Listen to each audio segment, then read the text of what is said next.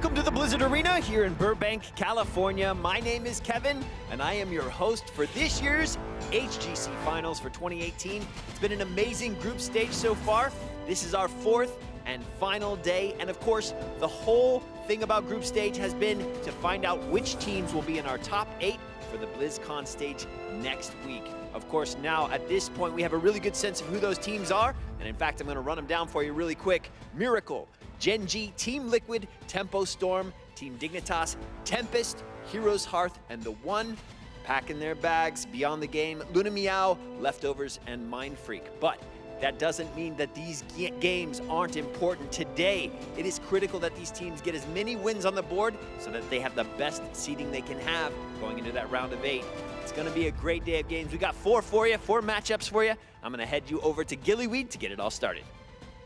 Thank you so much, Kevin. I'm Gillyweed. I'm super pumped to be here. This is the last day of opening week of the group stage. Whether you're a Gen G, a Tempest fan, if you're a fan of, who you got? I think I've got the one. Oh, if you're, good, yeah, I've got the one too. If you're a fan of the one, we've got fans of Mindfreak, you know, just by having their sub up here at the desk, and then Dignitas too. It's going to be a great day to end opening week, to end our group stage for the HGC Finals. I'm Gillyweed again, and here I've got Tetcher and Skimmy. Tetcher, how's your group stage been going? My group stage has been going fantastically. I'm obviously sort of a dual biased here with a little bit of Europe, as this is my residency, and China, due to the fact that that's the region I commentate. Unfortunately, one had to knock out the other in both groups, but we still got one from each region through, which makes me very happy. Yeah, it's been an awesome day, or an awesome 4 days. And Skimmy, how's your group stage been going? Look, I mean, for the most part, it's been pretty predictable for what we've seen amongst the EU and NA shenanigans. Korea's still looking very dominant, but for ANZ, yeah, it hasn't been the joyride we expected, but we did have a lot of fun yesterday against Leftovers. Yes, they did. As Kevin mentioned, we know the top 8, which means we're starting to get toward the upper echelon of our prize pool, working our way up all the way to the $500,000 first place prize of the $1 million prize pool. Guys, we're starting to see some front runners emerge. Who are you feeling is going to take it based on what we've seen in the group stage? I mean, we can't not talk about Dignitas. They came so close at mid-season brawl, and then they come into this group stage and they look, teams like Tempest look a little bit silly, and that's what we love to see. It's JPL's last tournament. They want to send him out with a victory at BlizzCon. Yeah, I think there's two different narratives to look at it, right? You know, if you're a Western fan, you want to see the dominance of the Koreans really get unpurged. You saw what happened at the mid-season brawl, but if you are the Koreans, you're looking at seeing, okay, Miracle, they're coming into this tournament. They are that unproven, that new talent that have taken games of Gen G. They're playing today, and Gillyweed, that's going to be the matchup to watch. Miracle very well could shake up everything as we know it, because we are ending the first stage of this tournament and moving on soon to the next one, which will be at BlizzCon, the top 8 single elimination, quarterfinals, and then beyond. And with Miracle currently sitting at the top of their standings in the group, this really could be a situation where Gen G end up not at all where they want to be by the time we hit that single elimination bracket. Absolutely, Gen G, they want to be in that first seed, as does Miracle, as this will give them the best chance of getting to the finals, as Dignitas are looking so strong. That first seed is coveted and will be decided in our final match of the day. Yeah, the only thing that you know is topping your group allows you to avoid the team that tops the other group all the way until the grand finals, and that's what everyone wants to avoid. And we talked a lot about Dig wanting to avoid Gen G, but the way Dig has been looking, I think it's the other way around by this point. I don't think anyone wants to go up until against Dignitas until they absolutely have to. Unfortunately for Mindfreak, today they absolutely have to. That's going to be our first match to start the day. Heroes Hearth Esports versus Tempest, and then BTG Luna Meow, and then ending with that also important Gen G versus Miracle matchup. Number 2 and number 4, those are the ones that have seeding implications. Those are also the ones that could determine a tiebreaker scenario. If Heroes Hearth Esports and Tempest tie, if they go 1-1, they'll be playing a tiebreaker. And then if Miracle can 2-0 Gen G, Team Liquid actually has the possibility of playing a tiebreaker versus Gen G. And Skimmy, as we know, that's because Team Liquid already has taken a game off of Gen G. They took the second game. It was a upset that I'm sure many fans outside this region, looking at the way Team Liquid have come into this entire 2018 bracket, have come into this one, they've prepared, they're looking strong, they've got the support from their family when they're here, if it's not us as the parents. And, you know, Gen G, they have to be concerned right now because it's very easy to be so dominant for such a long time. The narrative looks quite nice. You're thinking we could be back-to-back BlizzCon winners, never done before in Heroes history. But Liquid, right, they were even saying we should have won game number 1. So if that was a 2-0 for Team Liquid, you're suddenly thinking, is this really Europe's best chance? Even versus Miracle, Team Liquid had an opportunity to take more games. The first game was much, much closer than they would have liked. They were so close to taking victory. The second game, they looked a little bit disheartened, but they've brought it back throughout the group stage. After that second game, everyone was like, are Team Liquid going to show up? Are they going to get in their own heads? They have absolutely shown up. So like you said, there is a chance that if Miracle can take Gen.G down and force that tiebreaker, Team Liquid could be sneaking even higher up in the seedings. Now, I was talking to Kaldor earlier, and he said he felt pretty confident that Gen.G was going to win that match versus Miracle. Do you guys echo his sentiments, or do you feel like it's more so in Miracle's favor? I mean, there is the argument of the fact that Gen.G is currently considered to be the best team in the world, mid-season Brawl champions, last BlizzCon champions, but statistically wise, Miracle has beaten them twice recently, but the fact is, though that was group play, those were some very unconventional games in some cases, you've got to question whether they can get that repeat performance again. Anything to add to that, Skimmy? Yeah, I think really for Gen.G, the pressure's on them to perform. You know, they've got all this reputation, as Tetris already highlighted. It's up to them to prove that, hey, we are still the best team in the region. Yes, you are the third seed from Korea coming on in, but we are the team that everyone's watching. We're first seed for a reason. We're undefeated. We're winning all these tournaments for a reason. Let's prove it today. Well, let's talk a little bit about the tournament meta that's been developing over the past few days. Talking about, of course, Tyrande has been very high when we looked at this yesterday. Deckard Cain has also started his climb. Genji has been banned so much. Nobody wanting to deal with him. Tyrande getting a lot of wins. And then Maiev, of course, a lot of involvement there because of the setup she has, the amount of plays that she's able to provide. You know, you get another hero then that's able to set things up for the team. Absolutely. We've been seeing so many teams using the Maiev, including in that really entertaining series between Mindfreak and Leftovers yesterday, where we saw probably the first ever professional Maiev-Gazlo combo, which was effective to say the least. But then we look at the other teams, the double isolation comps, the great engage, the prevention of the highly mobile comps some of these teams like to run. The Maiev especially has been exceptional, and those bans are justified. Looking at the supports, Tyrande and Deckard Cain have been dominating in popularity. Next highest from that is actually Malfurion. Is this something that you expected, Skimmy, especially with the prevalence of Whitemane coming into the tournament? Personally, I feel like a lot of teams are hiding strategies. Like we see that Brightwing is very strong. We know that Kerrigan is still definitely got a place in the meta. I feel like a lot of people, for the most part, are playing standard. They're just allowing their standard drafts and preparation, whatever they've done during the regular season, to come on through. Nothing needs to be busted out unless it absolutely has to. We've seen that in a few instances so far, but I think a lot of these picks, they are very much dominant on the case of this is a burst meta, we need some form of initiation, hence the likes of a Maiev, Genji always being taken, the Diablo. Anything that gives you some playmaking potential has to be chosen. Well, talking about Diablo, very interesting. He has had a horrible win rate throughout. It's starting to climb. It started at 25, then 26, and then 30% after yesterday. It's still pretty rough. Garrosh doing a lot better. Tyrael has been brought down somewhat. He went into day 2 being at a 100%. But it's very clear that Diablo, though he's starting to go up because teams are starting to pick him more, like some of the teams that we would expect, right? Like Dignitas and JPL getting him. I don't know that I expected him to be as low of a win rate as we have. Diablo is a hero who 100% benefits from having someone to empower him, like a Tyrande on the follow-up, and not getting punished when he dives in, like what Garrosh is just so good at. And this is what we have been seeing. A couple teams who either aren't getting the right drafts to go with Garrosh, and a couple teams who are just being a little bit outplayed by the Garrosh style and by the consistent cleanses, maybe the Celestial Attunements from Tyrande to just shut down his engage. I think what's been amazing to me too, Skimmy, and let me know what you think on this, is the idea that we have had a lot of heroes played. We've had a ton, and even if you take out the series versus between Leftovers and Mindfreak, which it didn't matter for standings, and so they were having some fun with that match past the first game, of course. There just have been a lot of heroes played, a lot of viability that we've seen throughout the group stage. I mean, it's been a lot of diversity, I think, for a lot of people. At the point you brought up before about Malfurion, I think many people are thinking, okay, there is a super seed, the cleanse is gone. Why would you ever want to pick Malfurion? And for the points you already raised right there with the Diablo, with Tyrande having such a high win rate and involvement, if that is banned out, Malfurion is that next go-to, right? It gives you that route, it gives you that reliable CC to follow up the flip or the stun from either Diablo or Garrosh. Plus, not to mention that, we are seeing a lot of mages, the Janers, the Li Mings, that innovate. Let's not forget that cooldown reduction, turns you into a nightmare. Yeah, 55 heroes, I believe, going into yesterday were played just in the first couple of days. Something like 48 in the first day. So there's a lot of variety, a lot to choose from for the teams. And we might even get some more heroes in the next match. We're ready to start our first best of 2 of the day between Mindfreak and Team Dignitas. Now, Mindfreak haven't been able to win a game yet. How's the mentality for this team coming into this match, Skimmy? Look, I was on the shuttle with them this morning. Still smiles on their faces. Fan 94 there. You can see such a character. Same once again in this morning. You know, he's on the bus. They say, look, I'm just going to, you know, put my headset on, zone in, play some music, have a laugh.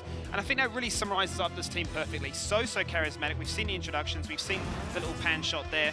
This is a team that have been so dominant in their region, as are many of these minor regions that come across. Well, not even just one region, right? In 2 regions, they looked dominant versus Thunder Predator. Correct.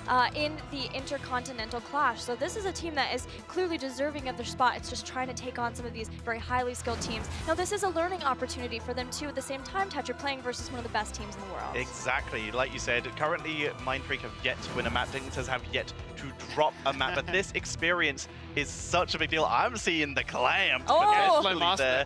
But the fact is, like we said, any practice is good practice, and Mindfreak, they're looking so much stronger than they did at Mid-Season Brawl, so much stronger than they did last year. They had some trouble with their bootcamp, as they said. They had better ping from ANZ than they did from their bootcamp. But the fact is, this is still all a learning experience, and they have grown so much. Well, you talk about questionable boot camps in Team Dignitas. We had heard some rumors, maybe, that Dignitas were simply giving their strategies away by going to Korea, by showing their meta to the Korean teams and maybe even helping them get stronger. And, you know, there were maybe some losses for them along the way, some questions about how strong they were, but they've come in and they've clearly proven that that was the right choice for them. I mean, absolutely. This has been a narrative that's happened in the past. It's proven to be, quite detrimental to this team. So, you know, you have to look at it from an objective standpoint. What is the best region in this world? And it has consistently been Korea. So let's go over there. Let's verse these best teams. Sure, we might get the...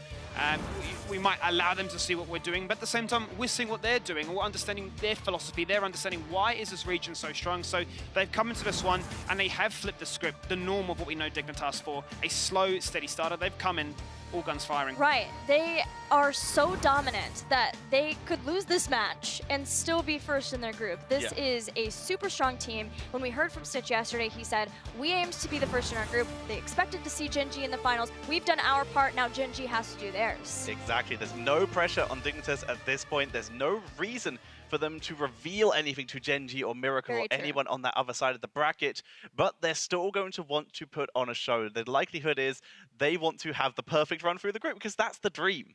Yeah, it would be so crazy to think that Team Dignitas makes it through. I don't know if we've ever seen a Dignitas in group stages or at the beginning parts of a tournament be that strong, Skimmy. No, I haven't. I mean, we saw a mid-season brawl. There was like questionable decisions going in there. And day number 1, we're thinking, what's happening with Dignitas? But to see them go from like that to the grand final, where we were expecting, well, most of us, I'm sure the community involved as well, we're thinking, it's Gen G's tournament once again. They're not showing anything. It's a Sergeant Hammer. It's on repeat. Here come the playoffs. Okay, a few spicy picks here and there. It looks like the Gen G show. So to see them come out guns firing right now, I just hope they haven't peaked too early. Well, let's hit the Battleground pool and find out where we're going to be going, what are banned, and what heroes we might be looking at based on the first Battleground. Brax's holdout is the ban for Dignitas. It's been pretty consistent for them. I think we saw them change it up maybe once. Dragonshire is going to be the ban for Mindfreak. Volskaya Foundry. What immediately jumps out to you there, Toucher? I mean, other than the fact of just how much we have been seeing this map so far, and then the immediate PTSD-style flashbacks to the Gaslow comp from yesterday, the fact is, this is a map that can be very focused on how you do such rotations, how you use those items, and working out when to push, when to focus onto the control point. Something that Dignitas excels at. Any heroes that stands out to you? Okay. Skimmy for Mindfreak favored heroes for Volskaya Foundry. I mean, we've seen in the past they love to run the Blaze, just for the point control, the Garrosh as well. Just point control is the name of the game for this guy, for these guys. You know, they love to team fight, and I think on a map like this where it is so item heavy, we saw how I want to say out-rotated they were by leftovers yesterday, just in terms of there's always a tower deficit, a Bardic Meadow deficit, and when it comes to these control points, ideal like in Shrines, like in Dragonshire, like many different maps where you want to force those team fights, but if you have that item advantage, very hard to try and come back, especially if you're down a few levels. Mindfreak going to be looking to just regain something here. Even though they weren't able to make it through the groups, if they are able to take a map here off of Dignitas, that is going to be something they can go home proud with. That is what we're going to be finding out, if they can achieve that. As a first ban going over to Mindfreak, as we already know, this was a Dignitas map choice. Both of these teams having a lot of priority of Tyrande and Blaze so far through the group stage. And I don't expect that we see anything different from Team Dignitas again, because they've gotten to the point where they don't need to show any additional priorities other than what we have seen from them so far. And what we've seen from them so far has been quite a bit of Zeratul play too. Maybe something to keep in mind, or maybe something for Mindfreak to keep in mind, because Snitch looked pretty darn good on that hero. That he did. We're going to see the Sergeant Hammer getting removed here. Continuous zoning. Tyrande and Blaze both being let through for the moment, denying away that Genji from Mindfreak. It's a very early Medivh coming in for Mindfreak. Medivh's been banned away so many different times this entire tournament leading into day number 4, and we've been available for the first time in that first pick rotation. They pick it up. The Garrosh, I love this so much, because if Garrosh goes in the side or in the hands of Mindfreak, the protection, so then you're basically... You're fixing the weakness of Garrosh, right? Yep. He has that armor, he gets down low, he's then got the force of will, he gets the regeneration, he's just bouncing, fluctuating with that health bar, and you try and run these like blow-up one-shot compositions like the Curse Bullet, like anything with percentile shred to ignore that armor. Medivh patches all of that. So I quite like what Mindfreak have done with this adaptation. This also can be very punishing to the potential style Mindfreak might have been running. In their very first game, they ran, their very first series, they ran the Stitches Medivh combo. They also ran a Kerrigan with this. So they now have that ability to hook, gorge, portal people if Last they rights. want. Last rights, exactly. The quick isolation, if that's the style they want to go for, but the potential is already there. Go ahead. I mean, the armor stacking from Team Dignitas so far is really there to try and prevent these blow-up one-shots. You got the Urael, obviously, with a level 4 talent, giving 25 armor for 4 seconds. Garrosh innately is tanky. So if these fights do go for a long time, you're going to survive. But if there is this burst one-shot composition like a Trace or like a Jenna to try and follow up these hooks, it could be quite scary. Well, two things to keep in mind here. One, that gets it strong at 10, right? It's about the Gorge with the portal, and that is just heroic ability. So trying to get to 10 versus a team that is a lot stronger than you has not worked out for most teams in this tournament so far. And then on the way there, having follow-up, good consistent follow-up for hooks is another way to get picks. Team Dignitas has taken away Malfurion as one of those ways of dropping roots. Wouldn't be surprised to see Team Dignitas now get Tyrande maybe to go along with the Garrosh. Could also see them get Deckard Cain though if they want more of the sustained healing, but I would expect them to pick one of those two supports up and maybe try to deny some of that ability to actually follow up with the hooks. I mean, the last time they actually versed Crimson in the ANZ Premier Division, they had a Stitches comp, they had the Malfurion to bolster it, as is the tradition. Tyrande is taken away here by Team Dignitas, so Malfurion would be the go-to also with Ufa taken away. These are the three bread and butter heroes to follow up that Stitches hook. But as I say, you know, their DPS choices were at the time Tracer as well as Li Ming. You've got the Medivh, so you can only have one. I'm feeling like it's going to be the Jaina. Jaina's good. Jaina gives you the slows to follow up to, maybe make it a little bit easier to hit the Deckard combos afterward. But Deckard, it is harder, right, to try to make sure that you're landing that combo or his route after the hook. We've seen it at the events before. It has such a weirdly timed setup that you have to be so proficient and practice with that particular combo to get the blow up. Finally! Bringing out the Alarak here. Right now, they have a couple unstoppables to try and prevent people being hooked. Celestial Attunement, I do not believe... Would that prevent someone being hooked? Like, it's not going to pre-cleanse them, but yeah, you can't cleanse someone once they're already being hooked, can you? They still travel, it's not stunned. No idea. That's a pretty crazy interaction to know off of that, but...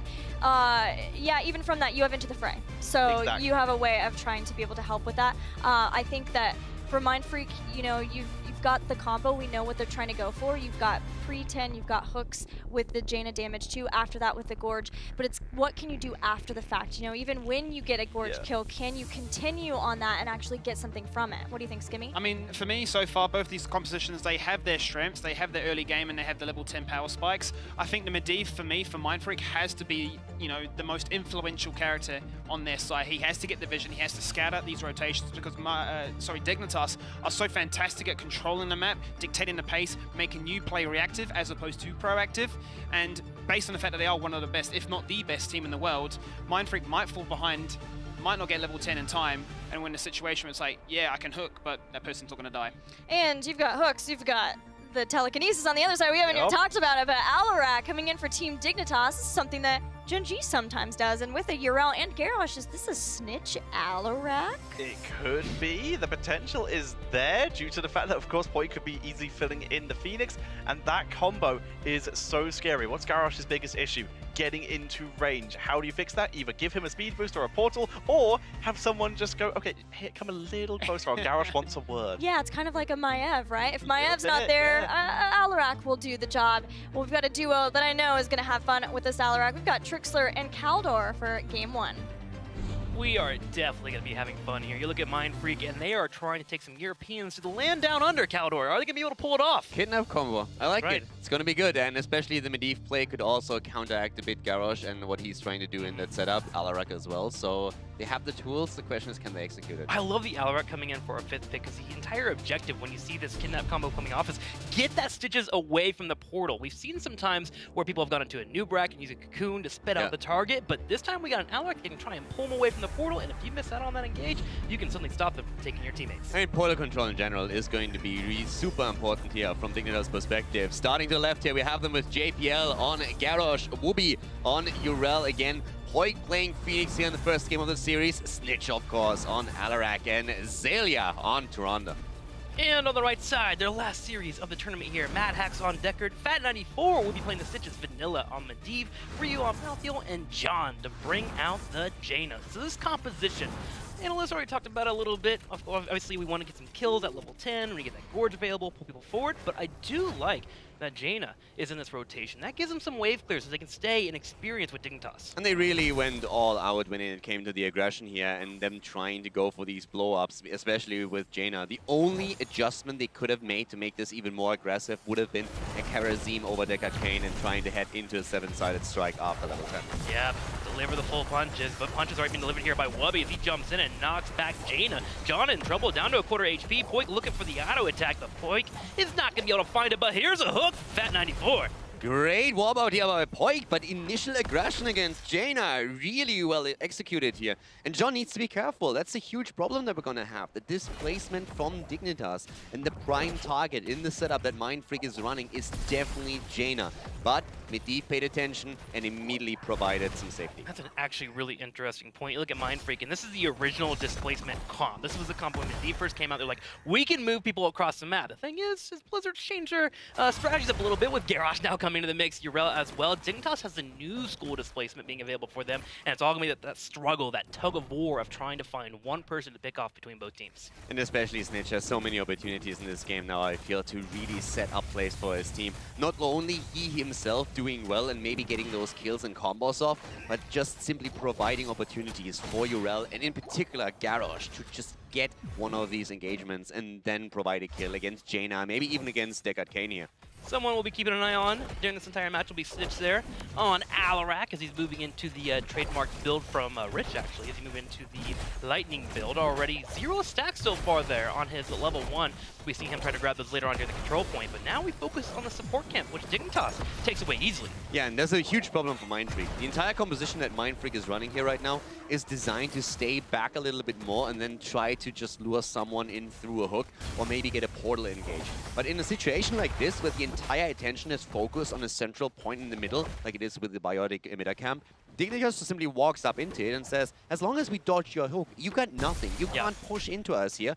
They land the hook on Snitch, but you can already tell that Dignitas with 2 items in their possession are in a great position for the first protector. And it gets harder for Mindfreak too. Indomitable comes online for Garrosh at level 4. He now has the ability, if they want to invade into a turret, for instance, to step up and look for Stitches. Make sure to see that hook coming in. If the hook comes forward, you just drop the Indomitable, make sure you don't get hooked forward, and Mindfreak loses all of their potential. Speaking of potential, Alarak finds a kill. Yeah, speaking of losing stuff, right? All the stacks are gone for Medivh immediately. That resets the quest here. And talking about talents, we have also a bit of an adjustment here for Whoopi on his level 4, going for the Hand of Freedom.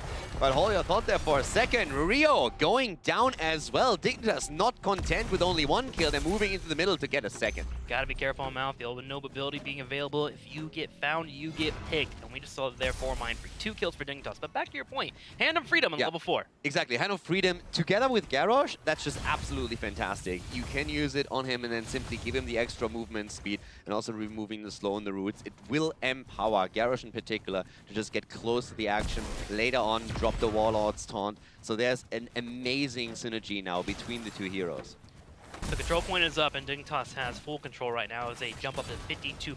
Mindfreak is just trying to get the advantage in the top lane to have maybe Alarak stay away from the fight so Mindfreak can come down and try and get a hook and maybe poke someone off around the turret. But I fear they might be a bit too late. Look in the bottom lane. Mouthfield's actually in trouble again as we have Phoenix chasing him down. There's the final kill as Phoenix gets a pop. Fan94 gets the hook against Zalia. The problem is there is 0 follow-up for him at this point, and already with the death against Malthael once more, they're in trouble, and he's not the only one. Here comes the attack against Vanilla. He barely gets the portal, but Dignitas already has the Protector and is now moving through that mid lane with an early level 7 advantage as well.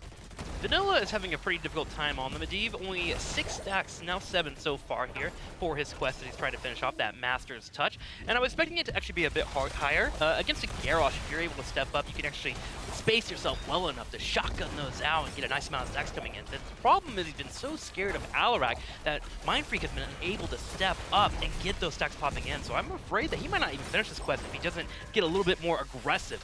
Yeah, absolutely. And especially at this point, you can see how scared they are already, and for very good reason. John goes down as the Protector goes in deep past the fort. And now Dignitas taking the top lane apart. Huge lead in experience for them and still chasing heroes across the map here. Vanilla in trouble, barely moving out as Whoopi was already attempting to control the portal access. So if you're Mindfreak right now, you're starting to get into panic mode and you gotta relax a little bit. You need to get to level 10. You need these captures. They might be mind freaking out a little bit. They might be mind freaking out just a little bit. That is right, Calidor, as Dignitas, calm and collected as usual, turns around, moves to support camp, and continuing to control the items. Mindfreak needs their composition to come online, and they need it now. First dad joke successful. You nailed it. Well done, man. Well done. Yeah, next. Try and keep up. You want me to keep up with one? Ooh, man, I got nothing. Yeah, we'll see what happens when we get some fights going in. Oh, the Alarak comes in immediately. That's big taunt. Taunt comes through a 3-man, and immediately the Biotic emitter on the ground. Once again, Medivh dies, stacks are gone, and here comes Snitch completing the quest on level 1 with a combo, and we have them just rushing through that mid lane. Dignitas on a tear. And what's worse than 11 stacks in 6 minutes? 0 stacks for Vanilla now on Medivh. Fat94 being tossed as well, and Stitches, he's not one of those characters who wants to be in the back line, and he's been surrounded as Team Dignitas finds another kill and sends him back to the land down under. 6 minutes in, 3 level lead, level 10 ability. They're diving up even forward. Close, and they're just going for everyone here. They're not afraid, and why would they be?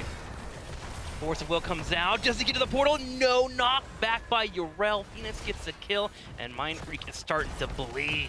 Yeah, he at least drops the quick turret here so that Dignitas doesn't get that on top of it too. But by now the European team is so far ahead that it's really scary. Mindfreak is still an entire level away from level 10. I mean, look at the minimap. Who is soaking the top lane? Deckard Cain is trying to soak some experience for his team. Mindfreak in the bottom lane will go for a hook, but why are you hooking people? You actually brought Team Dignitas closer to killing you behind a fort. Yeah, he was really just trying to simply get Medivh out of that situation with a helping hand, but now another kill. I don't even think he had any stacks to lose in that situation, to be honest with you. But as you said, we had Deckard Cain soaking the top lane. Mindfreak is just freaking out here. They're in this position where they're saying, like, guys, we need 10. We need 10. Somehow get that heroic ability because we are in dire straits here. They are being mindful of that 10, though, constantly soaking here, and that 10 is about to finally connect, and that'll be the one chance here from Mindfreak. It's kind of one of the things about a Stitch's composition and why it's not so popular. If you get behind, you feel like you are behind. You have a hard time getting kills, but you still typically have that one-shot potential that you can rely on. I mean, this is exactly what comes into play now, right? We have level 10 abilities, so here's the Gorge. Now you can try and get that hook, get Gorge going, and then with a portal set that up. Mindfreak needs that. They need to find the kill through the Ring of Frost and the combo with the last rites. If that's not the case, then there's just no way back for them into this game. There is some good news. There's a little bit more nuance with this type of composition. The Leyline Seal into a Ring of Frost. If Dignitas is to overextend trying to save that target that gets captured in, you get the Leyline Seal coming in and have the immediate blow up afterwards. But it is still a far-fetched type of approach. And I mean, the big problem for Mindfreak is you're not in a situation where you give up the beginning of objective number 2 and then at least you grab your own 13 and you fight on even talents. Mindfreak is so far behind that this is never going to happen. So they have to now think about, when do we want to fight? Very likely we will be at a talent disadvantage the entire game, but which talent disadvantage is the one where we feel we might have a chance of winning that battle? So now they're moving up to the top lane, but so far they haven't even found a single kill yet in that game. I mean, Dignitas has actually prepped their mid game. Oh, hang on here. Vanilla goes in with the portal. Here comes Fat94 looking for a Gorge. He stops the corner. There's a taunt. There's a Force of Will. Will he be able to grab anybody? Not yet. On the back line, though, Wubby comes in. There's a Ring of Frost, and it actually takes out Taronda. Celia is down. That's a kill for Mindfreak, but Dignitas isn't done yet. They're moving in again. Here comes Medivh once more with the ult, and we have the kill against Deckard Cain as Dignitas going 4 versus 4. Jaina falls as well. Dig with a salvo. Rio barely escaping. Wubby dropping the turret, even trying to deliver the final blow. Not successful for him. Jumps over the wall. Very aggressive play here. Here comes the portal. Fat94 is still there, but he doesn't have his ult. Tries it with a hook, but misses. Cheeky Wubby jumping over there. He still had the Ardent Defender, so he was in no danger, but still a bit of a cheeky play from him, dropping the turret. Nonetheless, Team at Dignitas comes out ahead on that fight. Still a 3-level lead. They turn around, look at the support camp. Mindfreak has a portal dropped in, but this is more of a way to try and scare away Dignitas. Nothing will really come out of this for the Australian team. But this is one of those situations. You lose a hero, but you know that your opponent basically sacrificed all of their cooldowns in order to make the kill happen, and the rest of your team is still feeling good. So you're just saying, okay, guys, it is a 4 versus 5, but they don't have any cooldowns ready. So just go in, try and get a quick counter kill, and as long as you get that in time before all the cooldowns are up once more, even on basic abilities, not only speaking heroics here, then you're absolutely fine and you can take that fight. And Dignitas, with the lead in talents, identified that, of course, immediately, and now have a great opportunity to go for the first keep in the game, only 10 minutes in. And on top of all that, too, they also displayed how much control they have over that portal. Stitch is coming forward, looking for a Gorge, thrown behind him, knocked back by Urel, Alaric pulling him forward. There was no way that we were going to have Fat94 be able to pull off and actually kidnap. John in trouble, though, the Protector chases him down and cleans him up. That's going to be one pickoff as Mindfreak is about to lose their keep, and they could lose their core if they lose another. Vanilla drops down the Leyline Seal at the last second. He'll survive, but he's low. Yeah, barely survives here. Snitch, by the way, absolutely rocking the charts here on the numbers. 27,000 hero damage on him. Second in line is Phoenix with 22k. And just talking about Mindfreak for a second, Vanilla has their highest damage output, and he has on 14,000 with Medivh, not even Jaina. Jaina's nowhere near this. She didn't even cross 10k. And Dignitas is going for the core now. Going straight for the core here, and this might be a sub 11-minute game. 40% down to 30. Team Dignitas with the Protector. The rest of the units are taking what they can. A big Ring of Frost comes out, but does not connect. Mindfreak cannot hold. A team at Dignitas will net another win here in the HGC Finals against Mindfreak. 12 kills against 1 stellar performance here. Snitch definitely delivering on Alarak as well. The numbers in his favor.